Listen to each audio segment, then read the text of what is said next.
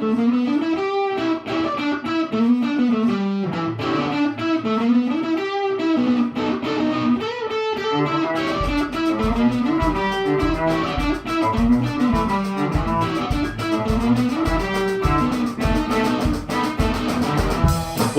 to the Backlog, the show where we make good on Steam sale promises. I'm Calix. I'm Sasha. I'm Christian. And this week's game is the Banner Saga.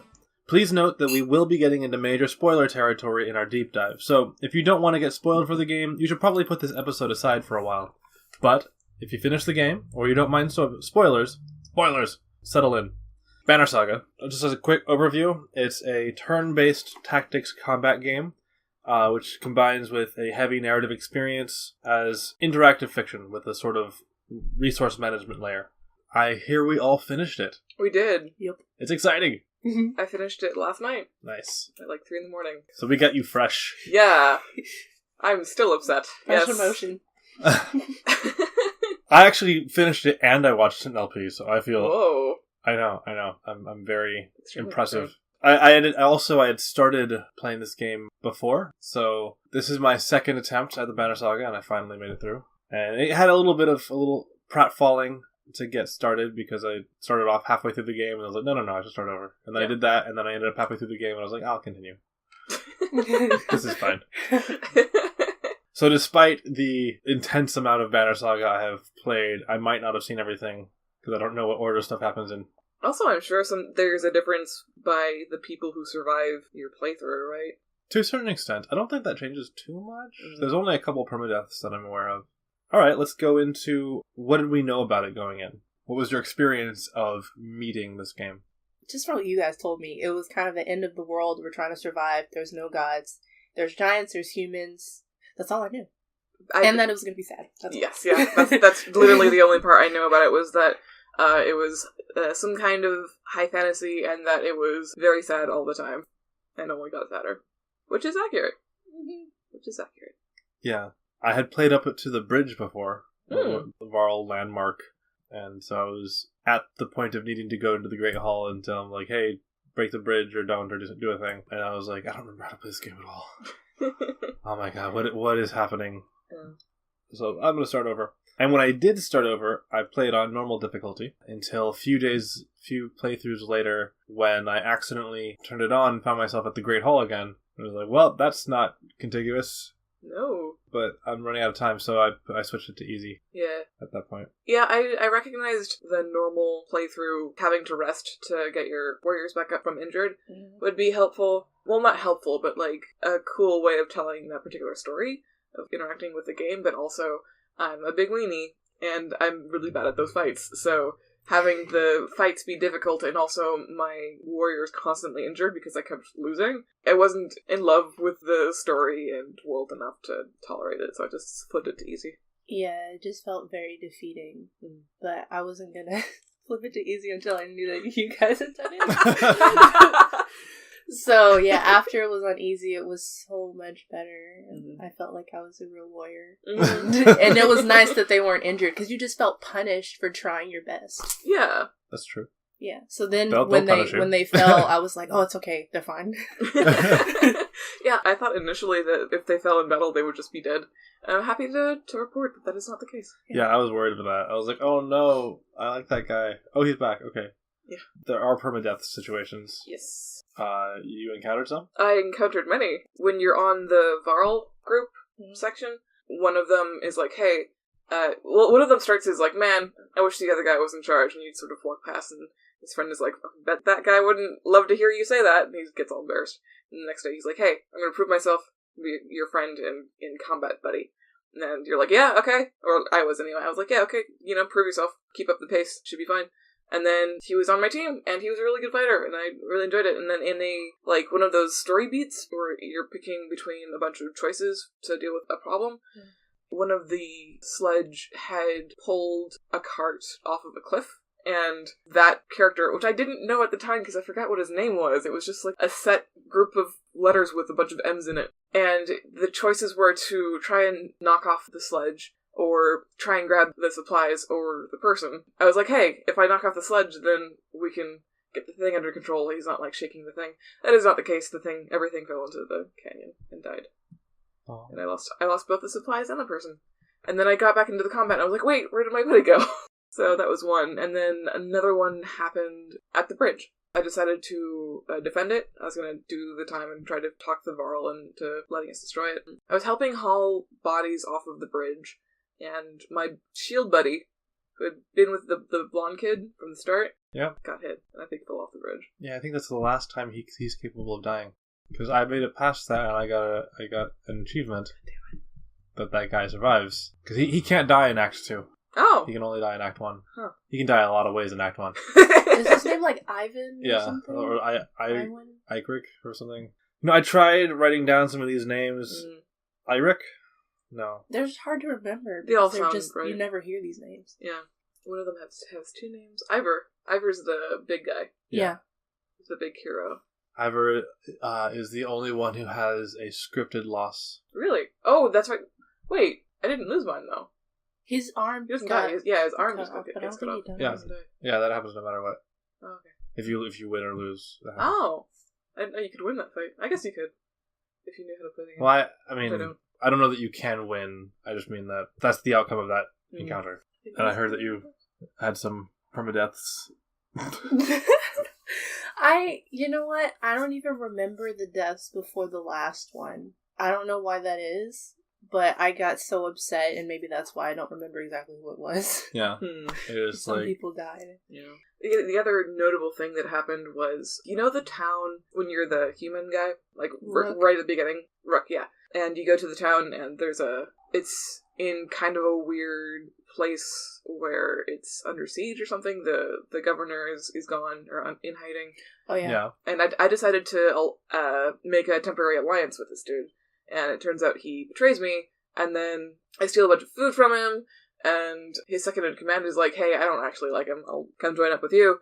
This was my mistake because I didn't have the forethought to think about it, but I took all of their food before leaving, and so that they followed me across the waste and was like, hey, you're the one with all our food. You literally forced us out of that place because we don't have the capability of staying there anymore. So, listen, we're not about begging. We can be your prisoners or whatever. Just, like, let us come with you. And the option there was either to... Like, I wanted to kill them. Alette did not. Alette was like, that's not who we are, Dad. Come on. And I'm like, all right, Alette, for you. And so I just took them as prisoners. And then later, much, much later, I almost completely forgotten that they were even under the banner. And the second in command was like, hey, so I wanted to talk to you in private about... I feel like your leadership is maybe under question here. And you're like... No, all the people I know, like, listen to me and are cool. And he's like, well, you know, that's just a preamble for stabbing you in the stomach. And then he does that. And tries to, like, do a coup with, like, his men. Good lord. Yeah. And, after that, like... That's a lot of stuff I did not experience. Yeah, that didn't happen either. That's because I make bad decisions. You make bad decisions, you see more of the story. So that went poorly. We ended up on top of that. And we didn't actually lose anyone, which is good. But, like, the archer, the one in blue and white, chieftain's wife. Yeah. Or widow, I guess. Oddleaf or whatever. Mm-hmm. Yeah, Oddleaf. She got stabbed. She pulled through a bit. And Alette had to kill a dude. Because she got dragged off in the skirmish and had to kill him in self-defense. And she was very upset. Oh no, I broke that. I broke that one early. I was like, sorry, Alette, things are gonna happen. I need you to shoot people. Okay, here's a question. Did you ever find archers other than Rook useful in battle? Yeah. Alette was useful. Alette. Really? Oddleaf wasn't. Only She was Alette. so weak. I don't know what that was all about. Only Alette is useful, but... Like, only Rook ever was useful to me, because you could hit him. And, like, all the hits that she could do were, like, 1 or 2 points, which is useless. Yeah. And she could be killed in, like, 2 or 3 hits. So, and once she started getting hit, then people would, like, crowd on her, so... Yeah. Eventually I got an item that gave her more willpower, so then she was more useful, but you just had to not let her get too close. Let's talk about the mechanics of the game. This is a relatively straightforward tactics game. That just means that you're moving along tiles and you have all that stuff for combat. the biggest disruptions there are the 2 characters' sizes, the 1 tile or 4 tiles, and then you have a guaranteed opposite turn order that each side will go every other turn. How did you feel about those mechanics? It took me a minute to master. I was really grateful for the training rounds because I could just go and practice stuff and actually get to know how each character's moves worked in combat. So that was super helpful. After a while, I really enjoyed them, to be honest. They're good. Winning a fight is fun. Barely surviving a fight is fun. I liked choosing whether or not I wanted to continue the fight, right? Take another wave of... Yeah, those were probably the most interesting choices to me. Or can I take another round of that? The endurance stuff of a large-scale battle was really nice. Did y'all get any use out of the items? The things that they could equip? Yeah, mostly with, maybe, hard to tell. With Alette because, she was such a weakling that she needed some help. Yeah. I ended up giving Alette the +2 strength and also knockback on hits above 3. That's pretty good. It's alright. I feel like there's a lot of interconnectivity in this game that doesn't ever get a chance to pay off. I probably used Rook's Mark Prey ability 2 or 3 times throughout the entire game. Because if there's a guy that I want to hit that way, I probably already had people attacking him to begin with. By the time Rook gets there, he's down to 2 health. Or, if there's a guy that I want to hit that way, nobody's in position to do it. Yeah. Or they're so far out that it'll take 2 turns to even get over there and land the hit. Because that move is, you have to do it when you're right next to them. So that's why I never used it. Because, the big ones, they can't move that far, which is kind of a plus. So you want them to be kind of far out to be able to get to him before they can hit him. So yeah. And then the Mender's Arc Lightning ability is pretty useful, but also you still only hit diagonally. That means that it does not take the shape you think it will. Very frustrating. I regret losing it, because probably the only archer, other than Rook, that has any merit in the game is the Red Witch. The who? The Red Witch? What? The who? What game are you playing? You know the asshole human prince? Yeah. His companion. Luden. He has 2 companions. One of them is a Varl, who's not very talkative. And the other is this woman, remember her, who's all in red, who everyone refers to as the witch. If you go and talk to her, she's like, I don't talk. And you're like, but you're talking now. And she's like, yeah, isn't that the joke? She's fun. I remember that. Yeah. I remember that. But you can add her to you can use her. She's cool. She has a attack where she throws pitch onto that tile in a plus shape, and then lights it on fire. Because I kept getting stuck in Yeah, it was super useful, and it changed the landscape of the battle in a way that's interesting and that I like. Yeah, I remember training with her, but I don't remember actually taking her into battle. You might have just avoided her forever. She could have been your friend. Yeah, if you kick Luden out of the group. I believe I kicked him out. He was so annoying. Yeah, I don't even know why I kicked him out. Kicked him out when? They met up with another group of Varl, and they were talking about, I think, something about geography being like, oh, this place is on fire, or this place isn't on fire yet. And the person in charge at that point, was like, you should go there, actually, Luden, because you're a prince, and that's important to people. And Luden's like, no, I want to be here, I want to see this through to the end, right? There's no point in this. And then he gets rude, and so I slapped him, and so he had to leave. I think I slapped him too. Yeah. I don't remember this at all. It was pretty such a baby. Little baby Luden. Aww. Trying to do fights. I liked the storytelling in this game in general. There are some parts that were weaker than others, but I did feel like there was a sense of journey. There was a sense of a world beyond yourself. Even if that's not mechanically represented in any way, it still felt like there would be things to find around the corner. Well, I mean, every godstone, right? And every little encounter that you had on the road. Yeah. Those, I think, do have mechanical merit because they contribute to your morale, right? If you do really well on one of those, you can get a boost of morale. And if it sucks, then morale will go down. One of the things that I really liked about them were that, for instance, strangers that come to you on the road are pretty reliably equally likely to be either just people running from the dredge or, bandits. And you don't know. Yeah. And accepting someone into the group is always a risk. I got robbed a couple of times. Same. I came across some bandits, and they're like, well, hold on. They stole food from us. We're here to take it back. You can have some of it. Stay out of this battle. And I was like, well, I actually need renown right now, so hold on. Oh, there's a question. Actually, did you guys side with the twins at the beginning? The two blonde boys? I don't remember. I had the twins in my party. Me too. Do you not get them if you don't side with them? I don't know. I feel like if you don't side with them, then you just I fight think I them sided and then with get them. somebody else. Yeah. I stopped using them though. I don't use them. Really? I use them all the way to the end. Their special abilities is pretty nice. No, I didn't like it. Forget them. I also liked the day-to-day drama you deal with, because you realize you're traveling with so many people, and then you're just gonna have petty drama between the mothers, she just doesn't like my child, and then trying to calm them down, and then it's I am a good leader. So that was nice. Yeah. Yeah. Or the guy that got really drunk. Did you guys? Yeah. And you're how do I deal with this person? How did you deal with him? I don't know. I don't remember. I didn't punish the guy. I think I either talked to him or told people keep an eye on him or don't give him any more, and it was fine. Really? Yeah. Because that didn't end well for me at all.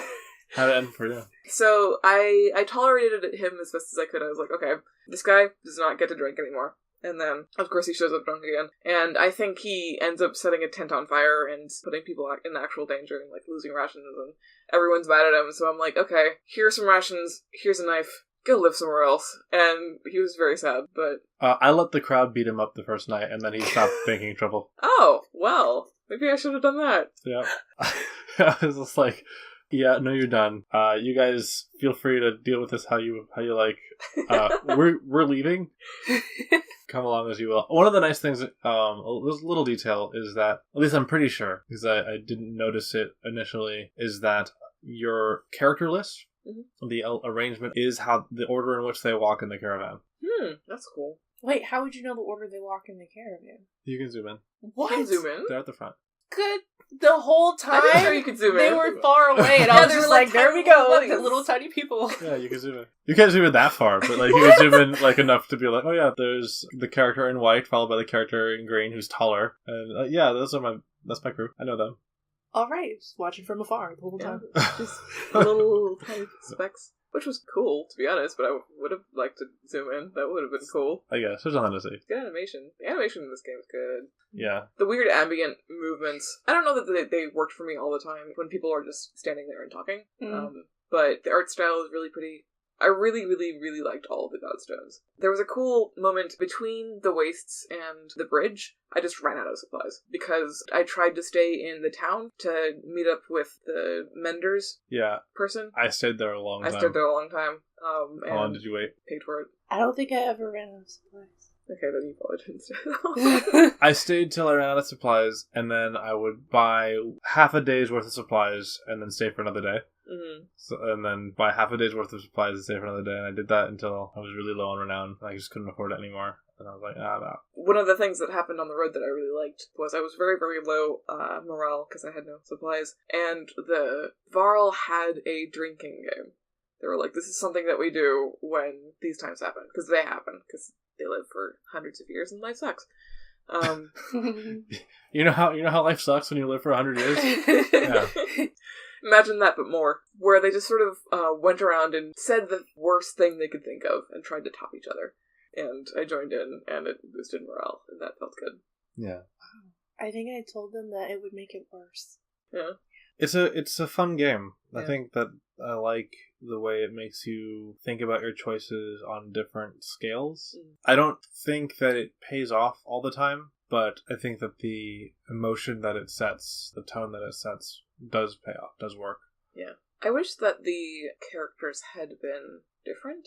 I think this is the fault of the setting that it's in, where everything is so desperate all the time, and everyone is so focused on surviving and fighting the dredge and finding a place where they can be safe, and the people that they're with can be safe. In that, aside from a couple of standouts, like the trader and his brother, or like Luden, or whatever his name is, or the Mastermender, whose name is... Juno, yeah. And Alette, to be honest. Alette and Oddleaf. God, I wish they were useful at all. But, most of the Varl are these tough, very practical-minded and battle-ready people. Mm-hmm. Although I really enjoyed meeting one by... he's stumbling drunk into the town hall, and I save him, and he's like, what are you talking about? I saved us.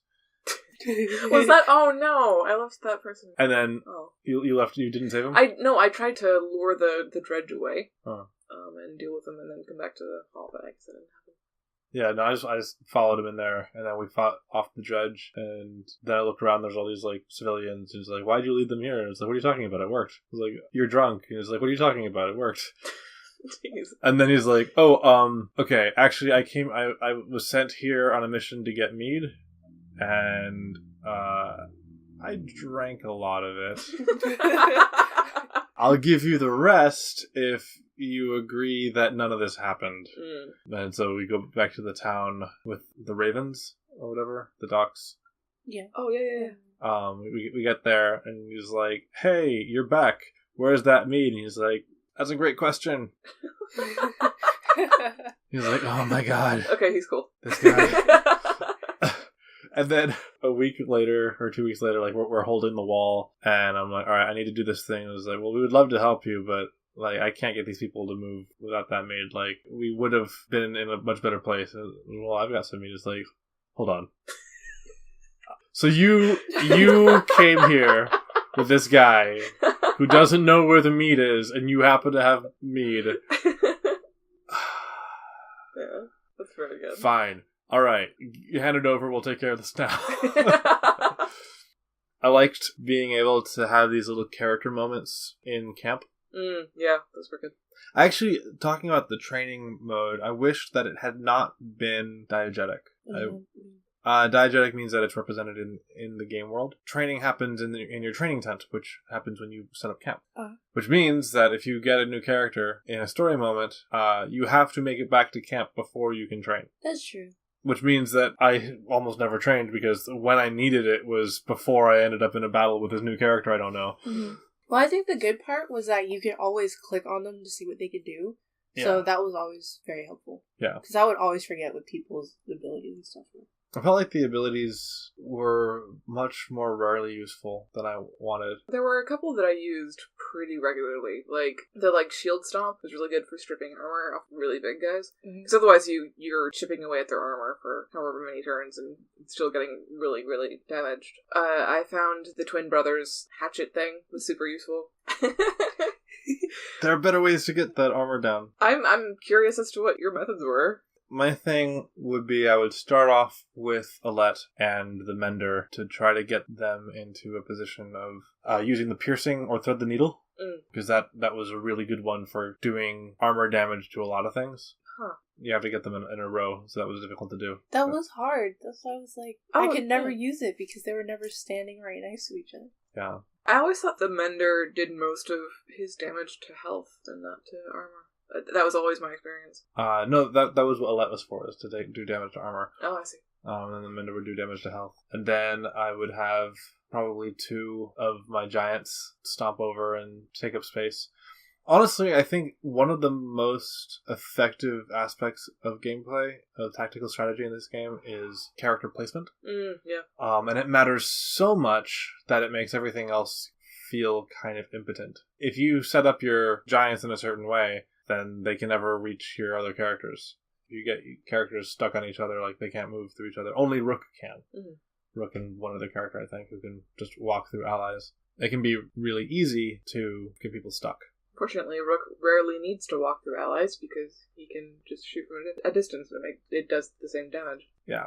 I didn't realize that she could position them until more than halfway through the game. Yeah. Like, yeah. Because, it asks, are you ready? And, well, there's nothing I can do, so yeah, I'm ready to fight. But, figure it out. Rook is so overpowered. Oh my god, yeah. He should have died. Do you want to talk about the ending? I feel like I'm ready to talk about the ending. We should talk about it. Okay, so I had heard, listening to podcasts about video games, this spoken about in very non-spoilery terms. Reminder, this is a spoiler cast. Yes, this is extremely a spoiler cast. The way it was phrased there was that Alette would ask her father to have responsibility for herself, to have a chance to make her own choices, right? In this particular way, to get some of her own glory. And that making that decision changed what happened in the game from that point forward. I was like, okay, that's probably like a really emotional, like, if you give her independence, then you'll never see her again, because she'll go out and do her own thing. No, if you let her do the thing, she dies. She gets her tiny little spine crushed. And then, oh, there's nothing we can do for her, because we're menders, and we can handle basic medic things, but not getting squished, I guess. You know, the reason why you let her do it wasn't the reason I let her do it. Because you only had one shot, and she was making the point that I'm the better shot. And I was like, well, she has a point there. So if it's guaranteed that she's not going to miss, then maybe she should just do it, and then it'll ensure the victory. You know, the only person who's guaranteed that they're not going to miss is the red archer. Yeah.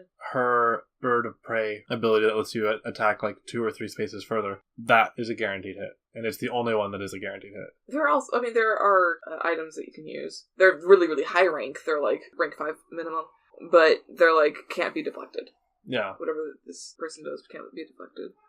Did you get anybody up to rank 5? Oh my god, buddy, outside, please. Yeah, I got Rook, a couple other people. I find it unfortunate that you stop being able to level before you run out of things to level up. That, like, you can't max out all the stats. Yeah, and I understand, but also, why?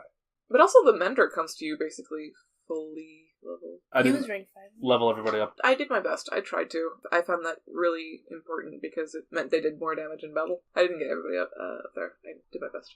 It's also, I suspect, a reason that we ran out of supplies.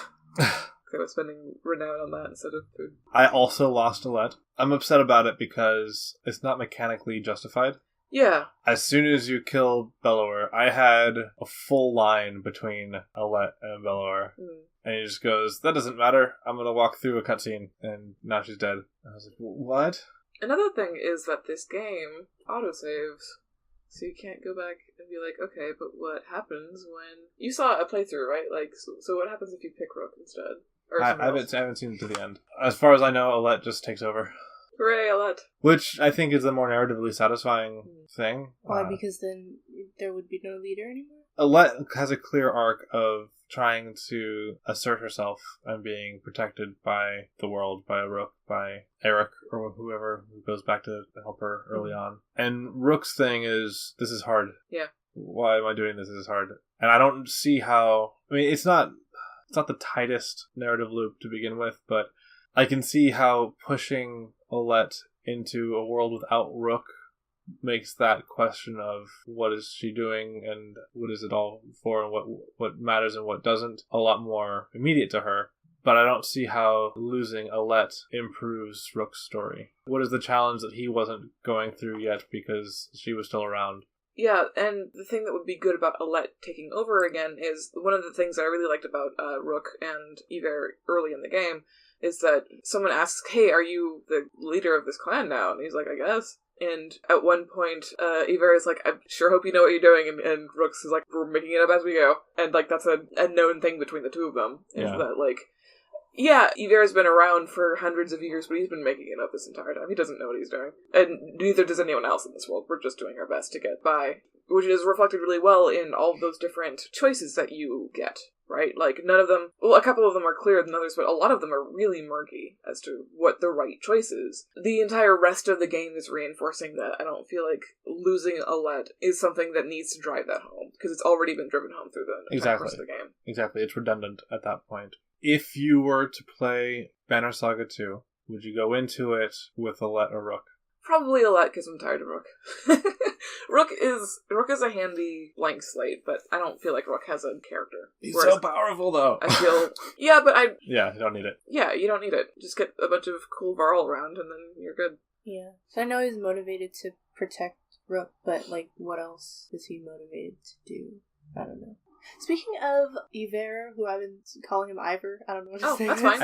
I think it's Yver. I think that's correct from something that I read, but... So, can we just, like, talk about his story really quick? Because, you know, everybody respects him, and they're just like, oh, he's, like, this legend, and then you finally find out it's because he killed Who did he kill? He killed a kid and its nursing mother. Yeah, so you find out that there are female dredge and that they can actually reproduce and, like, have children, and they're like... Mm-hmm. I was like, whoa. They're like people, yeah, as it turns out. Because they find a baby, and so you're like, this is terrible. But then they're, like, killing everybody at the same time. Like, what did you guys think about that discovery? What did you do with the baby? I left it. I kept it. I was like, here. I found a mom, and she was like, okay, I guess. I put it to a vote, and they voted to leave it. Oh yeah, yes, the vote, and then we left it, and I was like, great. Yeah, yeah, I'm good with it.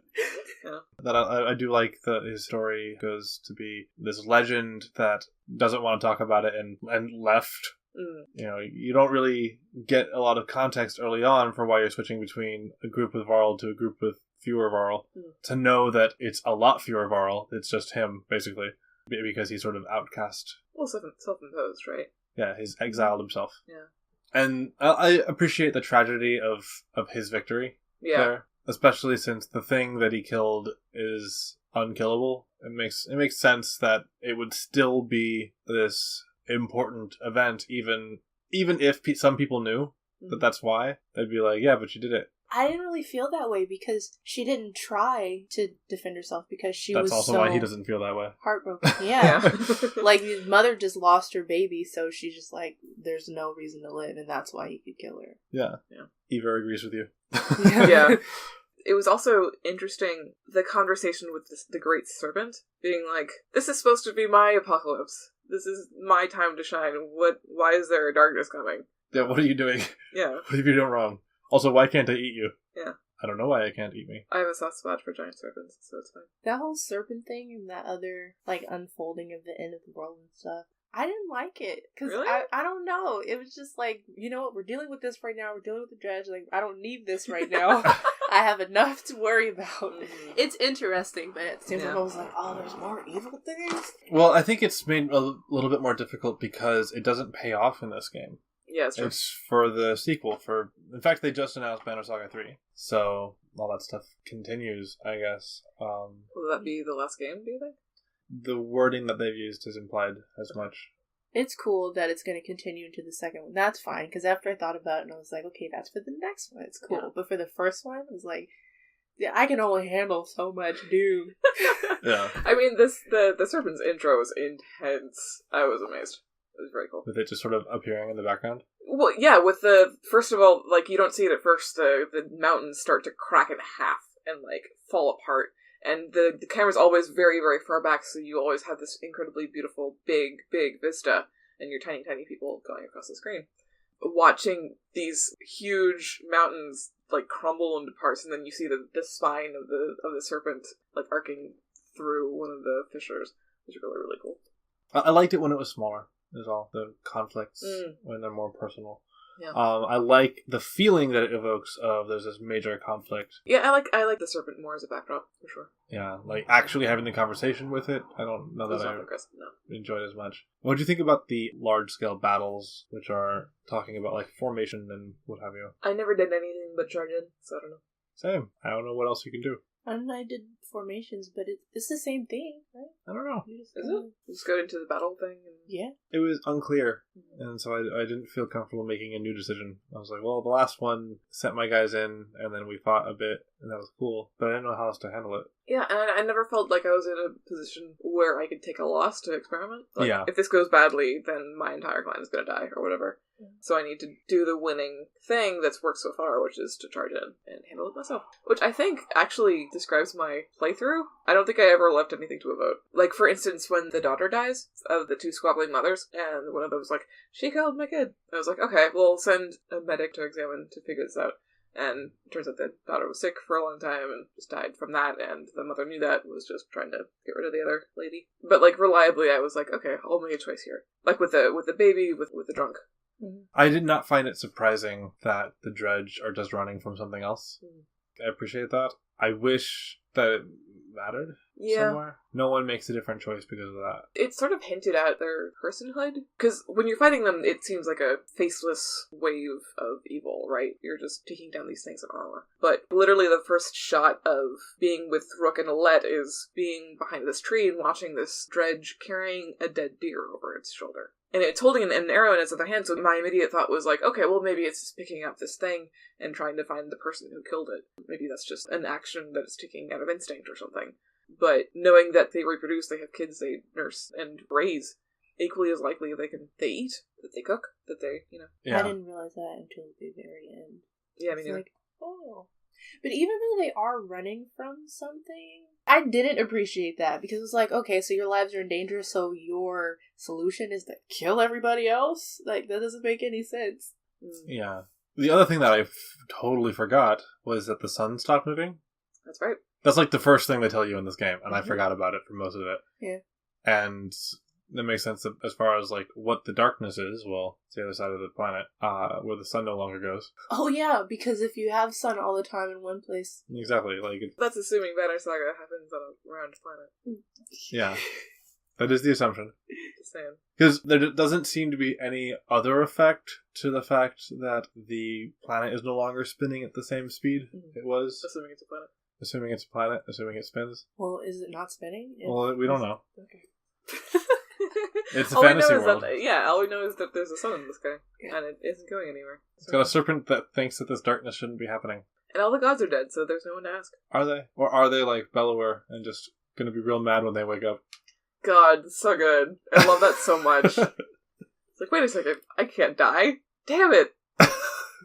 Yeah, I don't know. It's hard to believe that they're just dead, gone, all of them. Like, they're gods. They're not supposed to die. Like, can they die? It's never described how they die.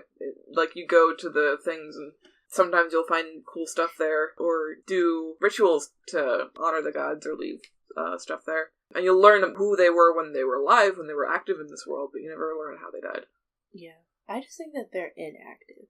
Because it's kind of human to be like, well, they're not here, so they must be dead. Maybe they're not. Maybe they've got a different saga to watch. Deity Impermanence. A banner-free saga. It's the version of the game you get if you back us on Patreon. No ads. No. Oh, God.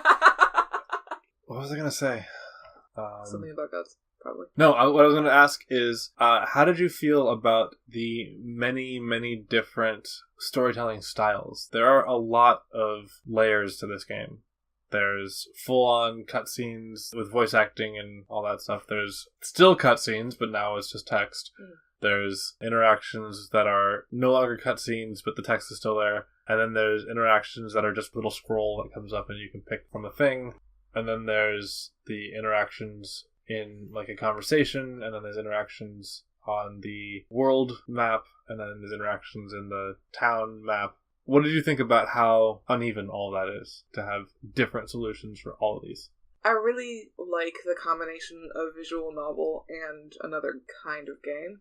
Like, I really like that we bounce between these combat encounters and then this light resource management, and back to these extremely visual novel, like text at the bottom, to character portraits talking in the top. And I think that using that format for conversation specifically is a strong choice because you know what the other person looks like. You're talking to them specifically. I think that abstracting that down to just text for the like small encounters along the road was smart. It reminds me of what was the isometric RPG we played very little of recently, Pillars of Divinity. Pillars of Eternity? Yeah, they had moments of those that are echoed from tabletop Dungeons and Dragons, where, like, you reach a specific point in the game where, say, you need to get through this door and it's locked.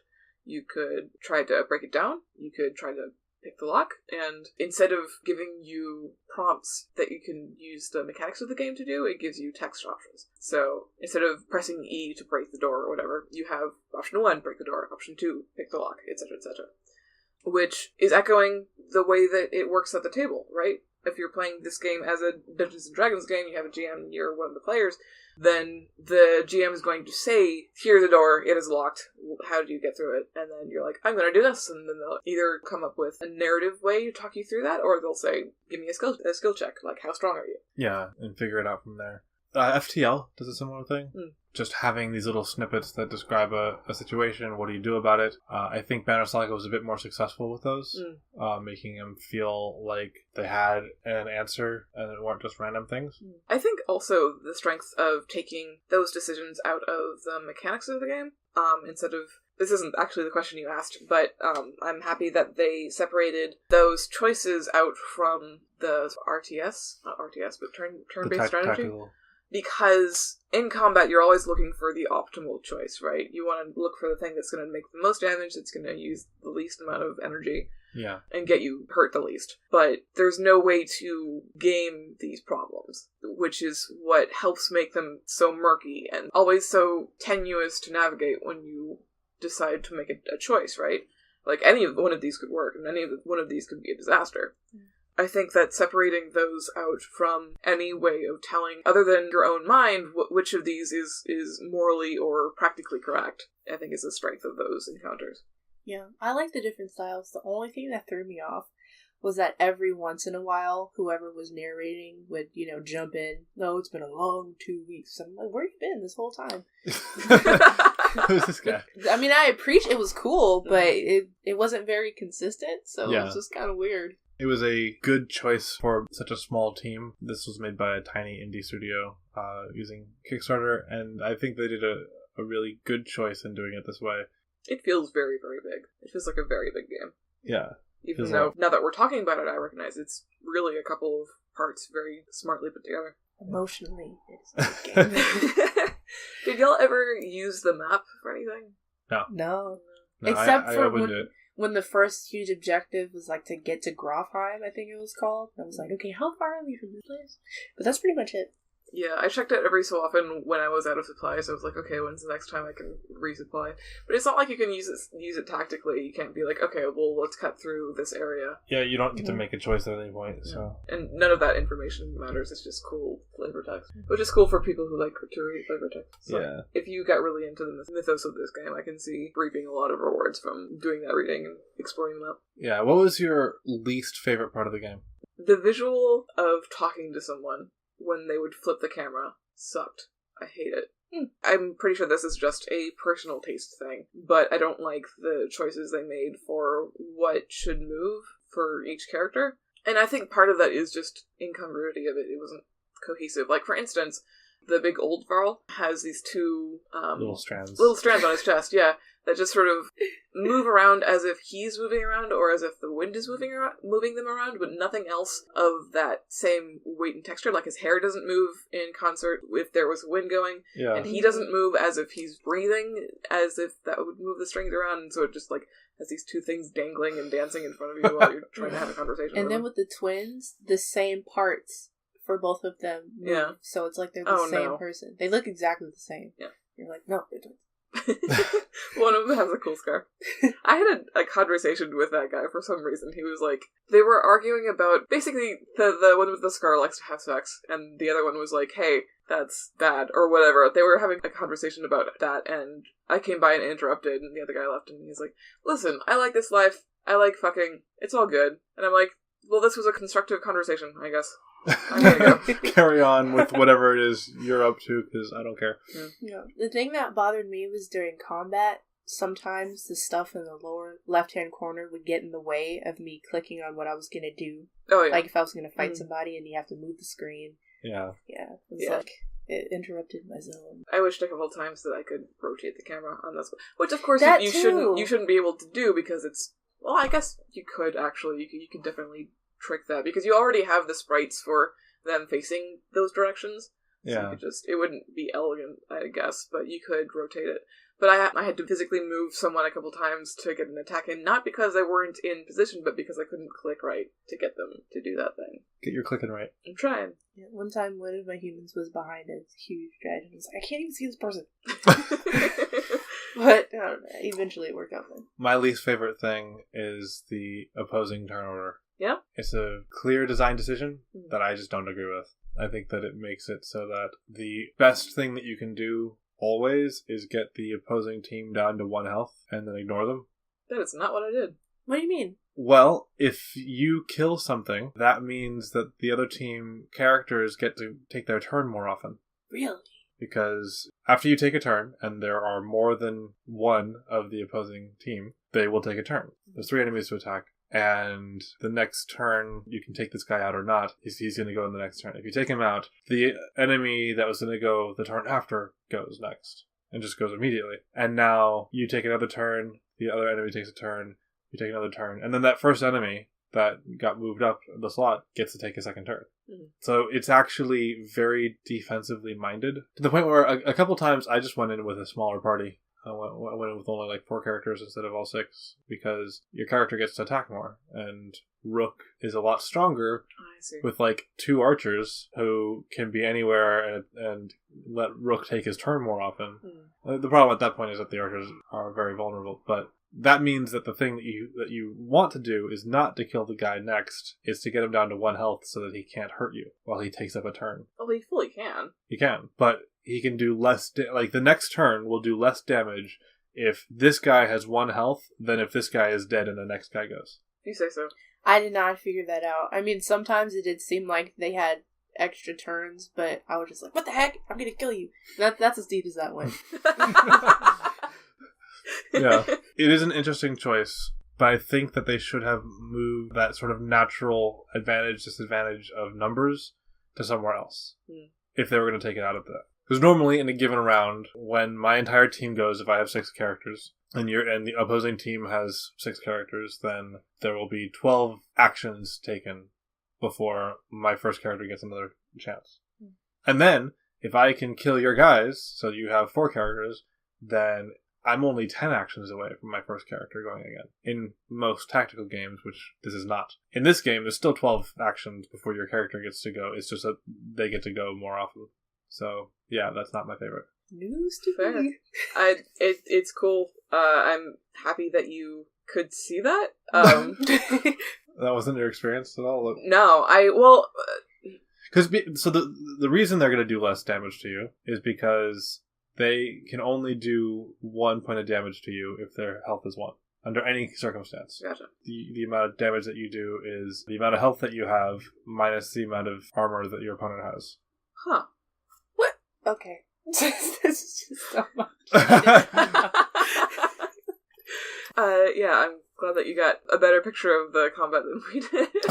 How it like really worked. Yeah. That's what the deflect is that if the opponent has armor that is higher than your health, then every point of that adds to the percentage that you won't hit at all. That's really interesting, because what you're saying is that health and attack are directly linked. Uh-huh. That means that you can't have a glass cannon in this game. Correct. A little bit.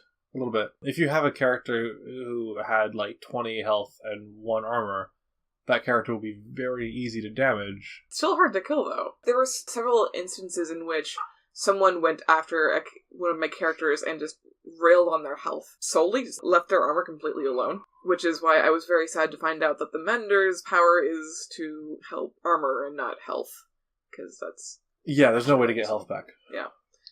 But, like, even if they had 1 armor and they had 20 health, that's still a bunch to soak hits in. Glass Cannon would be someone who can deal out a lot of damage, but can't take any. Like an archer, for instance. If somebody with really powerful ranged attacks, or attacks at all, like a berserker, can do a bunch of damage, but if you get hit, like, 2 times, then you're dead. That would be a Glass Cannon. Yeah, I feel like the archer should have had more health. Or more damage.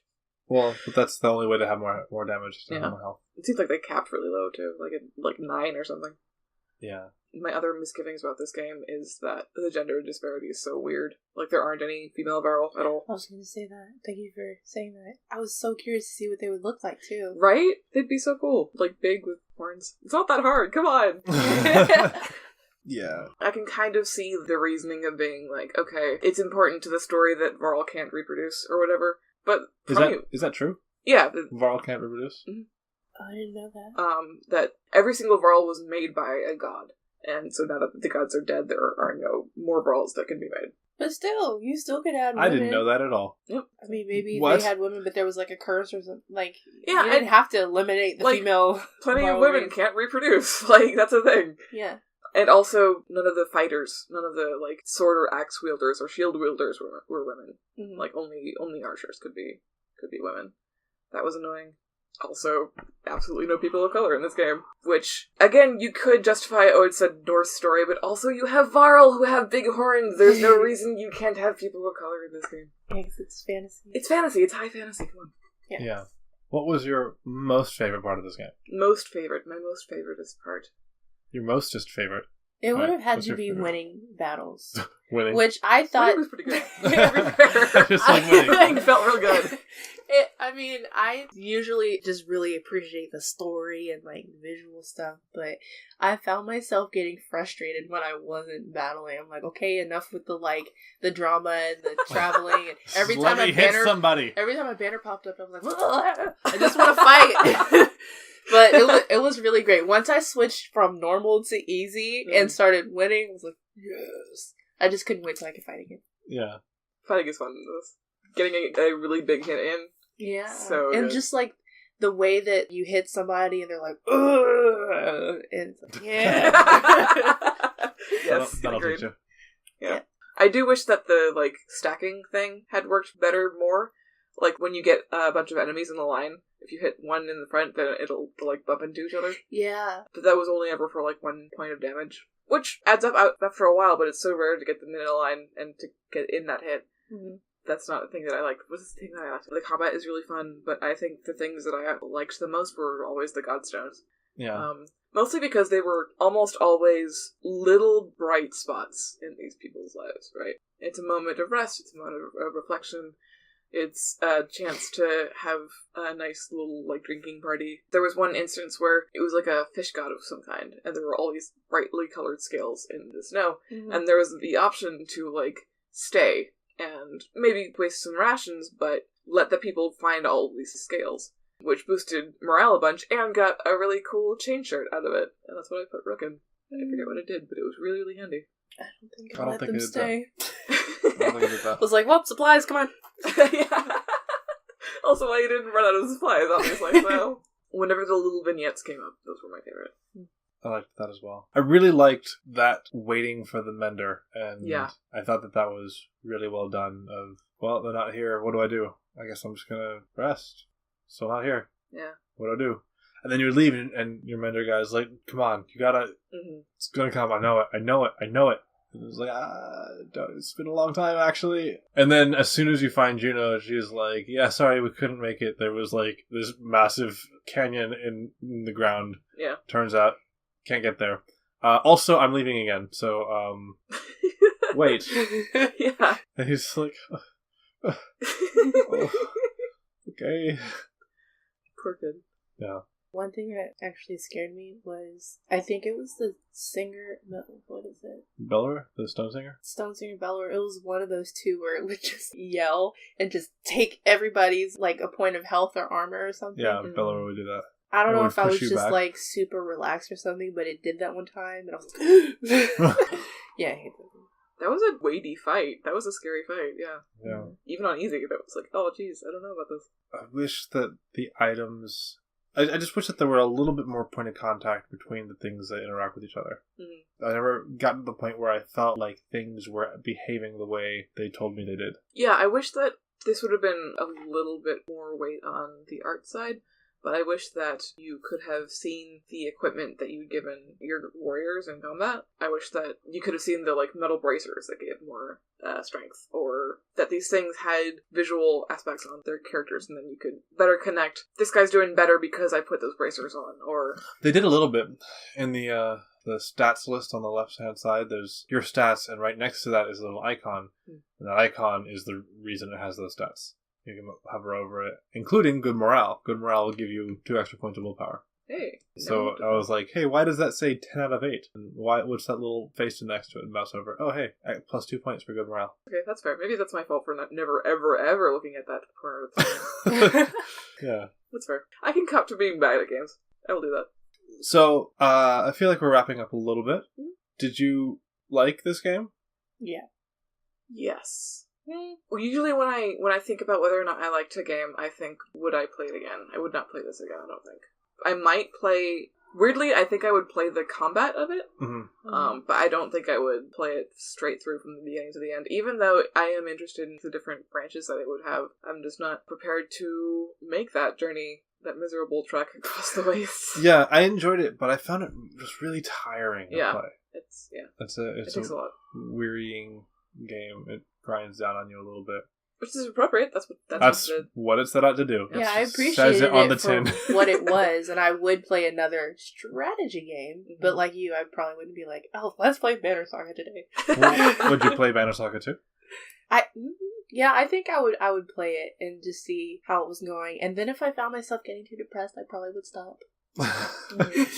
Yeah, let your feelings guide you. Yeah, I liked it. It's just tiring. Yeah. Would you make anything like this? Probably not tonally. I don't think I have that in me, but I am interested in making the type of game, having the visual novel next to the strategy game, or the visual novel next to that, or that like sort of hierarchy of storytelling that you were talking about really worked for me. Yeah. So it would probably, yeah. Can you imagine working on a game this dire? No, thank you. Like, every weekday for the next year and a half, I need you to think about why this is awful for everyone involved. Can you just make it worse? Can you draw the desperation a little deeper in these eyes? Our heroes are going to get to a new town. What's wrong with this town? Why is it a bad town? Yeah. I don't think I would enjoy making a game like this. But I actually had a thought. If I were to make one like I don't know if there's a game like this, but the bad guys, like the Dredge, would be like aliens that have finally come to Earth. And then the reason why it's so terrible is because all the bad decisions that humans make just out of like stupidity. Like think of Independence Day or any other movie where the government makes like horrible decisions because they don't want to listen to the one person who actually has a good head on their shoulders. I think it would kind of be like that. Like we are our own like saboteurs. That's what that would kind of be like. Yeah, I really like the format, and I would wonder what it would be like in a ultra low stakes kind of narrative. Just a road trip, and just have it be Banner Saga coffee shop AU. Yeah. Okay. Listen, I'm into it. Yeah, where like, you have to figure out how long you can go before you have to stop for more gas or to use a bathroom or whatever. And you have these conversations along the way, and you're progressing through like a person's life instead of like a culture's life. You can get carjacked. Wow, sure, maybe. Certainly you can lose your phone. Then you have to buy a map. Which is the same, right? So maybe you park at a national forest, and then you're walking in the woods, there's no one around, and your phone is dead. Out of the corner of your eye, you spot him. Yeah. I do like the idea of trying like these layered narratives, layered mechanics. Like the fact that it has a whole section of like Oregon Trail, basically, and then a completely unrelated but in some ways connected tactical map. And I'd like to try to see how far that could get pushed, especially in something more mundane. I still think that the strategy part of it, the like fights, are important to it, because Where the Water Tastes Like Wine just came out. And that's basically you walking around and encountering these little short stories around America. And you have those small branching opportunities, right?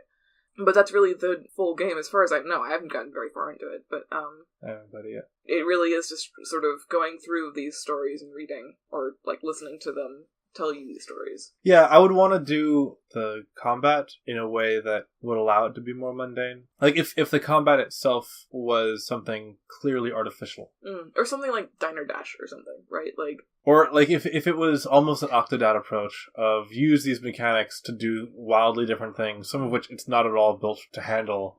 And maybe there's narrative weight to the fact that you're doing something you're not equipped for. Yeah. Or to have it adding a layer of imagination onto the mundane thing, like looking out the window and imagining somebody running alongside the car, that kind of deal. And so starting from there and then expanding to the combat to be just these ideas fighting, as like maybe you'll have a little bit more crossover between the storytelling styles. Maybe things pop up a little bit during the combat. Maybe they have a little bit more overlap, just to the things that you talked about come up in the combat.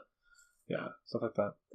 That would be fun to make. I think that'd be fun. Get really wild with it. I'm gonna save the rest for the email. Okay. Because I wrote in an email.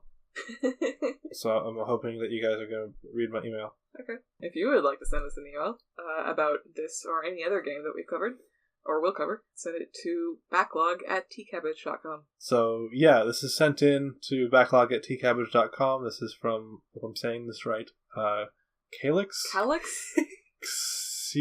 Calix? I don't know. Kali? Something like that. Anyway, they write, would you prefer Banner Saga if it further embraced the story choices, or the tactics combat, or the journey choices? Nope. Which, path thing would you prefer to see it go down? I really like the balance they struck. The balance? Yeah. I think if it were any heavier in tactics, then I would get lost in it. I think if it were any stronger in any of the story mechanics that they have, I would lose interest. I only have so much reading in me, unfortunately. And I feel like if they had embraced more of the Oregon Trail stuff, that I also would have gotten bored with it. You think it would have overstayed its welcome? Yeah. I think that the ration management was interesting only in the story that it helped tell, in the tone that it helped strike. As a numbers thing, I'm not interested in it at all. Yeah. I would enjoy a version of this game that goes a lot deeper into the tactics. Because I feel like there's all these things that can interact with each other in interesting ways and just never get the chance to. Like, for instance, one of the items does a, plus 10% times 2 to strength, or whatever. Yeah, I don't know what that means. That's a critical hit. Which also, I found that out by looking it up, because I was like, okay, I'm sick of not knowing what this means. That means you have a 10% chance to do 2 times the amount of strength you would have done. I wish that had been written better. Yeah. Because I would have used that a lot. But once I found that out, I made sure I didn't use that. Because this is a game where it's much more useful to have an enemy at 1 health than to have an enemy dead. So being able to not rely on, or not being able to rely on the fact that my next attack was going to put them at this health or not, right. meant that I couldn't use that. And I feel like there's a lot of stuff, like with Oddleaf's tile trap. I wish that was useful at all. I tried, and I was like, this is not doing anything. No one ever goes into that spot once it's set, and even if they do, it does 1 damage. It's just not worth it. Oddleaf, come on. Yeah. It would have been nice if there was a wall or something. Yeah. Or a circle. Yeah. Really any area of effect at all. So I would have really liked it to do a lot more things that make your earlier choices in the match echo throughout it. It could be literally that when you make an action, it alters the terrain, the way that the pitch cross does. Yeah. If that arrow trap that Oddleaf sets wasn't only useful for 1 turn, or if there was an aspect of being able to do multiple things in a turn and then having to pick between those a little bit more. I feel like that could be a lot of fun, but at every turn it feels like the mechanics are not allowed to touch each other. You can do Stonewall and you can do these other things, but don't do them all. Just once. Once is fine. Yeah, that was going back to the different ways that we did combat. One of the reasons that I was diligent to make sure that I got as many 1-shot, 1-kills as possible. I was just trying to get everyone dead as quickly as possible, because early in the game, a problem that I had was getting swarmed. One character would get hit and that would be fine, but then it would get worn down by everyone attacking in sequence. And sometimes I got lucky and they just sort of ignored the person who was at 1 health to go hit the guy who had 12 health. But that's not reliable at all, which is why I was so adamant to kill as many people as quickly as possible. Whether Roulette wanted you to or not. Yeah. How would you have felt if it focused more on one of those features instead of trying to get the balance between them? I thought it was fine. I agree mostly with everything that you were saying. I feel like if it was more tacticy, that I would have been it was perfect for this being my first time playing something like this. I feel like I kept up with everything good enough. Well, that sounds great. That's the Banner Saga by Stoic Interactive. Thanks for listening to the Backlog. Feel free to rate, subscribe, tell your friends, do the thing. Do all the things. Next week, we'll be playing Morphblade by Tom Francis. So if you have any insights, anecdotes, or questions about that game, send them to backlog@tcabbage.com and we will find out what that game is like. I'm a little excited for it, both because I've played this game a little bit and it's really good, and also because I'm really mad at Tom Francis for being so good at game design. So yeah, I gotta figure out how I'm gonna exist during a conversation about that. Yeah, you just gotta look that right in the face, don't you? Just be like, hey, here's this guy, he's just doing some amazing stuff that I should do. Why didn't I do that?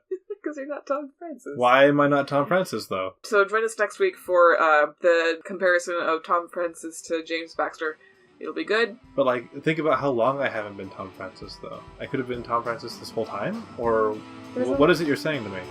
No. Talk about it next week. Don't worry about it. Join us next week for Morphblade on the Backlog.